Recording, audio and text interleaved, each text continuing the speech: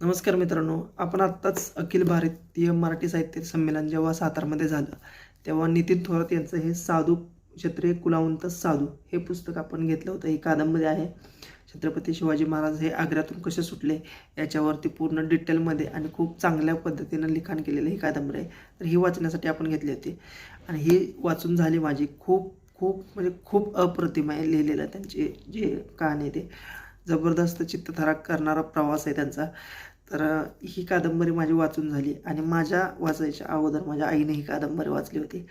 तर आईनं वाचल्यानंतर आई मला म्हणली होती, की महाराज तर गडावर आले, परंतु शंभू बाळा अजून तिकडेच आहे, म्हणजे मथुरेतच आहे. तर त्यावेळेस काय झालं होतं, की छत्रपती शिवाजी महाराज जेव्हा तिथून सुटले म्हणजे ते ॲक्च्युली तिथून पळून आले होते. औरंगजेबचा जो वेढा होता तो तोडून तिथून निसटून आले होते, त्याला गनिमी कावा करून. तर तिथून येऊन महाराजांनी येताना संभाजी महाराजांना मथुरेमध्येच ठेवलं होतं, कारण दोघांच्याही जीवाला धोका होता. त्याच्यामुळं त्यांनी संभाजी महाराजांना मथुरेमध्येच काशीपंतांकडे ठेवलं होतं. तर या कादंबरीमध्ये फक्त छत्रपती शिवाजी महाराजांचा येतानाचा प्रवास आहे. शंभू महाराज तिकडेच असल्यामुळं शंभू महाराजांवरती एक दुसरी कादंबरी होती, जी की मी आत्ता मागवले, साधुपुत्र शंभू. तर ही कादंबरी मी आत्ता मागवली आहे. माझ्या आईला पण वाचायची होती आणि मला पण खूप आता ही वाचल्यानंतर उत्कंठा निर्माण झाली होती, की कधी दुसरी कादंबरी वाचली. आणि नितीन सरांनी डिस्काउंटच ठेवला होता शिवजयंतीला.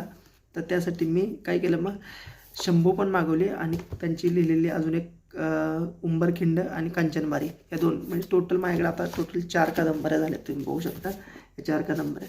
तर ह्या 4ही कादंबऱ्या आपल्याला वाचायच्यात. आणि नितीन सरांचं लिखाण आहे ते एकदम जबरदस्त आणि खूप चांगल्या पद्धतीने आणि एकदम सोप्या भाषेत लिहिलेलं आहे. आणि महाराजांचे जे गनिमी काव्य आहेत, बुद्धीचे खेळ आहेत, त्यांनी कसं मुघलांना शह देवला आणि तिथून निसटून आले. तर त्यांचं जे माइंड आहे महाराजांचं, ते आपल्याला या पुस्तकामध्ये कळण्यासाठी मदत होते. तर प्रत्येकाने ही पुस्तकं वाचावी अशीच अपेक्षा आहे. आणि नितीन सरांना पण थँक्यू. अशीच पुस्तकं लिहत राहा तुम्ही आणि आमच्या वाचकांसाठी खरंच खूप चांगली गोष्ट आहे. Thank you so much.